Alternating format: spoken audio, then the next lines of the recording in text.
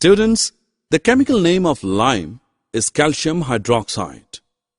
Lime water is prepared by dissolving lime in water.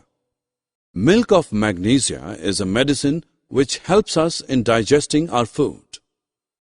It contains magnesium hydroxide, which is a base. The baking soda used in making cake, breads, and in other bakery items contains sodium hydrogen carbonate. When your mother cleans the window, put a drop of solution she is using on your palm and feel it. You will feel slippery on your palm. This is because cleaners are made of ammonium hydroxide, which is a base. We use chalk in schools for writing on the blackboard. Is it a base or an acid? Chalk gives a basic solution when dissolved in water. It is called calcium carbonate chemically.